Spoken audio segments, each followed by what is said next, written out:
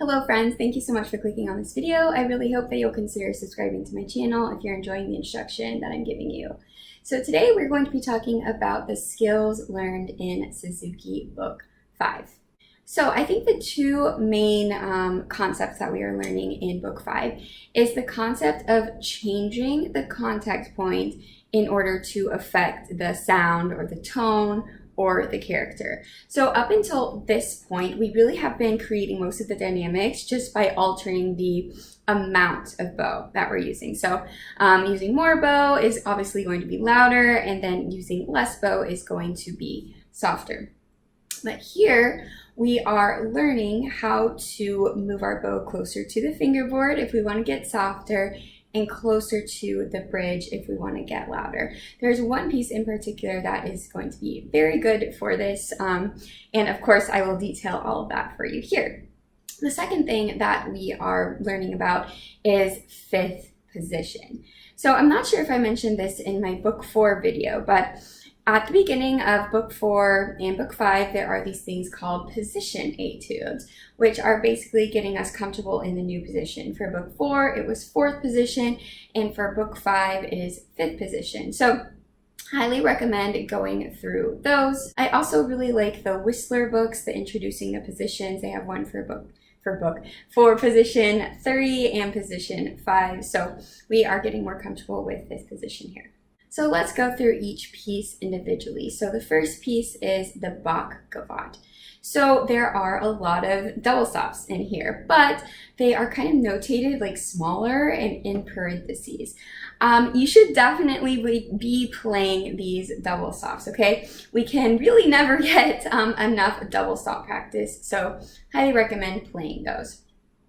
Right at the very beginning, here's how I would kind of phrase and bow it. So the very first note, just a little bit of bow. This guy, a lot more bow.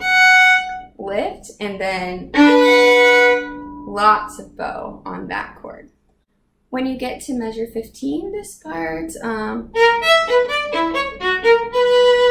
that should be brushed, so it should be off the string. We've had off the string practice in Book 4, so just another opportunity to practice that here. The gavotte 2, specifically in measure 30, we have an instance of collé. If you're not familiar with collé, I actually have a whole video on it that I will leave linked down here below. But collé is basically a finger stroke that is not really seen in the repertoire too often, but it's primarily used as like a finger flexibility exercise. But here we have it. So I'm talking about this measure. So all of those should be done in the lower half and kind of like a scooping motion like this. So you can see that my fingers are really the ones that are doing the work there. You get to measure 41 here. That should all be done at the tip, and the string crossing should primarily be done with the wrist. So to sum up the Bach gavotte, do the double stops. And then we have the collé, and then of course we are always trying to exaggerate the dynamics. It is Bach after all. Next piece, we have the second movement of the Vivaldi A minor. We obviously had the first and third and back in Book 4. Now there's nothing like too technically difficult about this piece that it couldn't have been included in Book 4. The reason why it's in Book 5 is because this is a great opportunity to experiment with contact points. So the notes really aren't too difficult. We're doing some like shifting. I do recommend in the second measure, shifting up there. You're up in 4th position. But really, after you learn the notes, this is a great time just to experiment with expression and, again, that contact point. When we have the 30-second notes in measures like 8, 9, and 10, just make sure that your fingers are really on the tips of the fingers so that the sound is nice and clear. We don't want that to be muddy. That is a great place to experiment with the contact point. So the first time is piano, so you can be pretty close to the fingerboard. Mezzo piano, move a little bit closer to the bridge. Mezzo forte, keep moving a little bit closer to the bridge. And forte, you're not at the bridge, but the closest to the bridge. All right, next we have the Vivaldi G minor concerto. This is our first time having a full concerto in the Suzuki book, which is super exciting.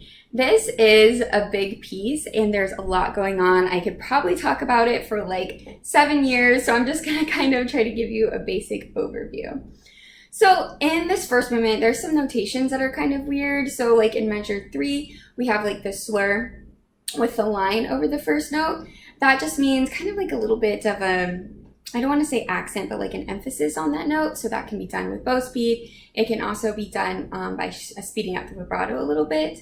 Then in measure 14, we have an 8th note with a dot and a line over it. Again, like a little bit confusing, but it really just means a little bit of emphasis. So again, bow speed, faster vibrato. When you get to this passage in like 41, that, you should practice it in blocked fifths. So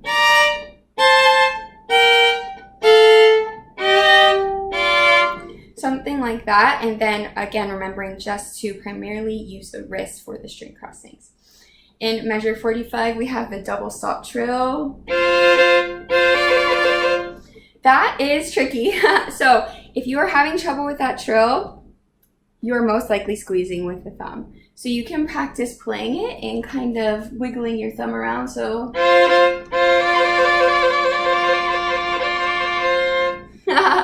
it's harder than it looks, or you can even practice it with the thumb released. But if you're having trouble, you're probably squeezing with your thumb. In measure 63, we have a low 1 in 3rd position. Now this is the first time we've seen this in the Suzuki repertoire, so it is worth going over. And then again, in measure 81, we have the same thing. We have a low 1 in 3rd position. I recommend practicing those 3 measures, so 81 through 83, all in 3rd position first, just so you can get the hang, or you can get used to that new finger pattern, and then you can obviously shift down if you would like. Lots of complex bowing patterns in this movement and in the 3rd movement too, so that's definitely something to be aware of as well. All right, measure 119, this section, we have in this note, speed up the bow and then almost lead to that next note. Less, less. So it should sound like this. Something like that for that whole section. Measure 139, this was actually not in the original piece. This is Suzuki telling you to shift up to 5th position there, but guess what? We just are doing that for more practice in 5th position. 167, 68 is the same with the 6, so practice them blocked first. At the very end, for the chord, be sure not to do this. Leave your elbow down and just utilize your wrist to get over for that chord. So for the second movement, this is a beautiful movement. Again, a really great opportunity to experiment with the contact point. A couple things we have going on here. So first of all, we have a lot of unparalleled fifths with our second finger, which means you're going to have to change the placement of your second finger as you cross strings. We also have a lot of shifts with the second finger, which we haven't really done that much, so those are definitely worth going over. We also have up bow retakes at the tip. So I'm talking about in measure 39. So I have, I'm on an up bow and I have to retake. Just something new. Also in that whole section, we have very, I don't want to say awkward, but shifts that are hard to hear. They're not really intervals that we're used to. So those shifts are definitely going to need to be practiced a bit more than usual. In the third movement, we have positions 1 through 5 in the piece. So this is the first time we've had all of those positions in one piece. So we have first, second, third, fourth, and fifth. I would make sure you know what position you need to be in where. Again, we have a lot of complex bowing patterns, lots of string crossings. This is pretty much a culmination of everything we've been working on in the first 2 movements. In country dance, we are obviously working on up bow staccato. We have 16 in a bow. So on the slur before, you just need to make sure that you use a lot of bow so that you get to the tip. When you get to the section at around 25, you need to make sure that the 16th notes are on the beat. A lot of times what happens is that you treat those almost like a grace note, and then you land the 8th on the beat, but the 16th notes are the ones that need to be on the beat. In German dance, this is our first piece in the key of E flat major. We've never seen that key before, so it'll be a great opportunity to learn an E flat major scale. We are really just working on shifting here. There's a lot of shifting and just being in a new key. So next up, we have the Veracini jig. This is a really, really fun piece. We're basically learning about like speed. It is pretty fast, and honestly, like I remember loving this piece when I was younger. And yeah, all the students really like this piece. We have a lot of chords, not a lot, but we have some chords to work on. And we have a very interesting chord in measure 22 where we actually have to shift up to second position. So it would be good to practice shifting up to that and like breaking the chord, practicing it 2 and 2 for the intonation. And then finally, the Bach double. We've seen the second violin part back in book 4. Really, all of the same things apply. You need to be stopping your bow after a long note. There's a lot of shifts, a lot of complex bowing patterns, but overall, super, super fun piece. I hope this gave you a clear overview of book 5. If you have any questions, please drop them below, and thanks for watching.